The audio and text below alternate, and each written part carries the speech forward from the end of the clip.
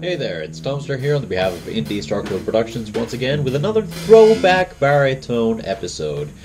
Don't have to throw back all that far, which is good, because throwing far would tire your arms, and it's been a long day, and I have no idea where this is going. Anywho, completely derailed everything already from the very get-go, but I am indeed drawing on the headstock shape, or rough headstock design, to go for this guitar. Once again, going for a very nice reverse headstock, just because I really do prefer them over non-reverse headstocks, just because I think it just makes sense. It's more ergonomic, because you're playing like this and then you're tuning like this. You don't need to twist your arm to tune. And a bunch of other reasons as well. Of course, string tension and stuff like that. It just makes sense to me. So, moving on to the bandsaw to cut somewhat close to the line, as close as I can get. Things, once again, made very difficult by the fact that I should have probably done this when it was just the neck, instead of a whole guitar on the end. A whole very heavy guitar to hold, but yeah, I got through it.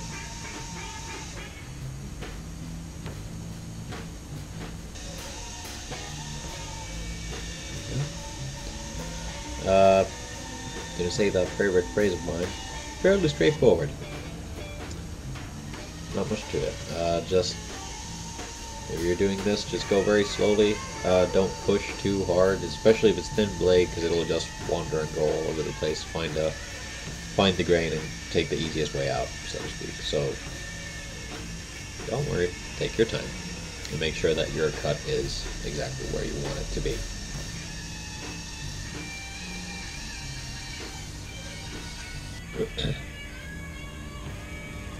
Now, this is the next day, and I am putting through the headstock veneer headstock plate, so I still have some of that nice ash left over from the top, and I'm utilizing it as a headstock veneer.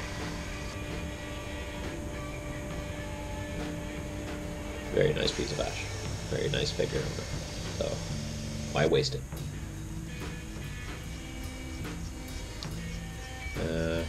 I drew on the shape of the headstock roughly. I'll cut a bit bigger so that just in case when I'm gluing this on, if the veneer does slip, it won't be the end of the world.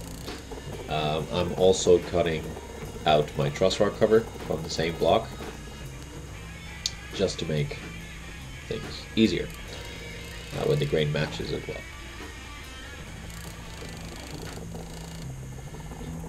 And yes, I did speed this up quite a bit.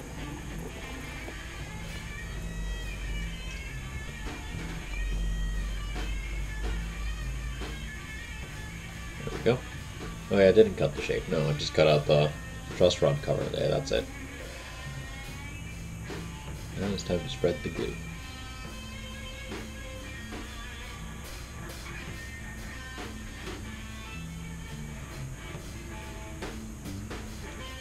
Fun fact, the song that you hear playing in the background is actually just myself and a couple of my roommates back in the army jamming out. I was playing drums and I just played this very lazy beat, and the bass player and guitarist just jammed around that. It's pretty cool. Completely random note, but in case you were wondering.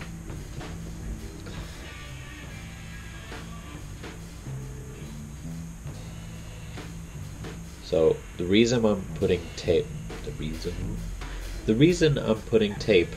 on that piece of MDF is when I clamp it down, if there's any splooge of glue and stuff, that means that the MDF itself won't be glued to the wood, so it's much easier to pry off afterwards.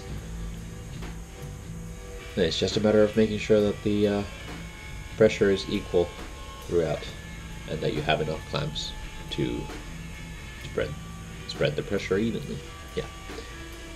I finally got through that sentence.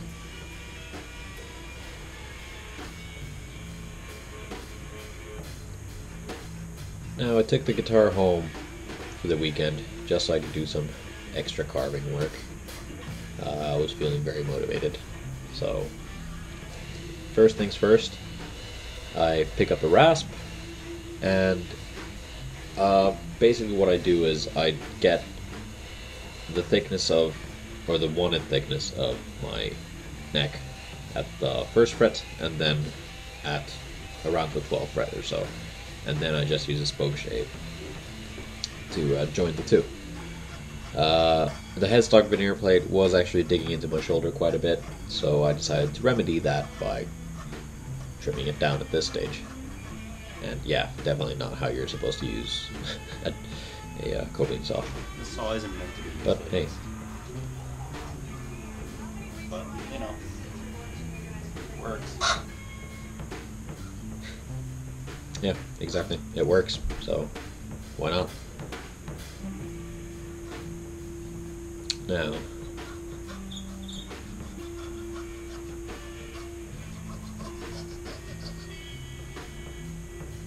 with that cut off, I can continue along with carving the neck.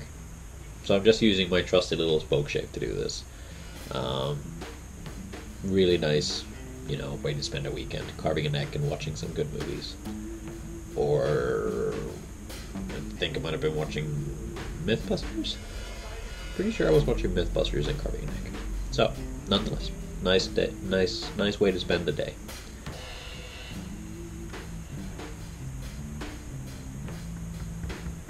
Then back at the workshop. That heel is still pretty massive, and my spoke shave couldn't fit all the way over there, so I decided to go at it with a really nice gouge, really nice and sharp gouge, and carve away at it.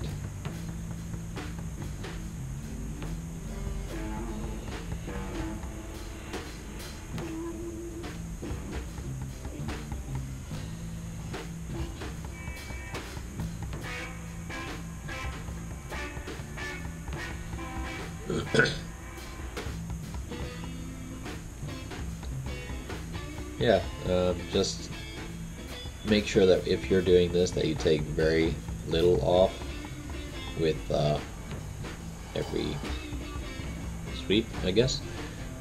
You don't want to end up taking way too much and then having to fix it. Good thing to always keep in mind is it's easy to take away wood, but it's much harder to build wood back up again. So be careful. Then moving on to the Shinto saw rasp to get in there a little bit better and work out the heel. Then once I'm done with that, pick up my nice trusty rasp as well and work away with that one. I think Christopher did point out that, you know, could have just done that with an angle grinder, but it's true. But yeah, this is usually my preferred method of doing things. And it's what I'm used to. I'm not used to using an angle grinder or wood, so maybe I'll learn one day. Apparently it's a lot of fun. Then sanding everything down with Merca. Pretty straightforward there. I think because there's so much material to take off, I think I did go for like 40 grit paper or something ridiculous. Because, yeah, a lot of material to take off, so why not go for it?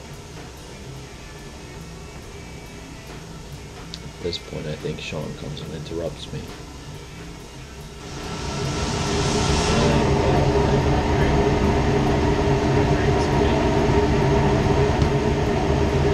I'm trying to work, damn it. So yeah, he called me out to go and have some cake. It was my birthday, and Talitha had made some really nice brownies. Yeah. So I can't complain. I got cake, so not the worst thing in the world. After I had my cake though, back to sanding and working out the fine detail in the neck. Well, not fine, but you know, sanding down the neck some more. I ended up with a fairly nice shape. It is rather thin, but I actually like rather thin neck, so it's not all that bad.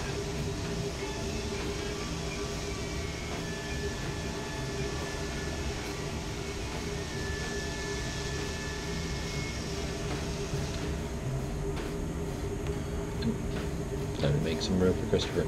Well, I was done sanding anyway, so why not? And I'll move on to working on the fretboard. This fretboard was so thick because back when I started working on this, I didn't know what I was really doing, as you saw from the first few videos of this series. So the fretboard itself was about 12 mil. Excuse me. Yeah, the fretboard was about 12 mil thick, so I had to take that down to 7, or roughly 7, for it to work properly for my needs. Sam pointed out that my neck was bending quite a bit, so we fixed that situation fairly quickly by doing this.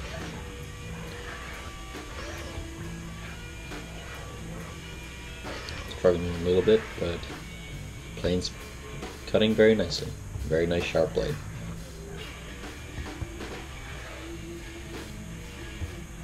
Then once that's done, it's time to sand the radius. So, slowly but surely. I'm not pressing too hard because I don't want to bend the neck. I'm more letting the sandpaper do all the work. Because that's basically what you want to do. I'm putting a 16-inch radius on this guitar, by the way, if you're interested. But hey, it's time to wrap this up. I hope you enjoyed. Click that like button. Subscribe for more, and yeah, I'll see you again very soon. Let me know if there's anything that I could improve. I am trying to improve all the time, so.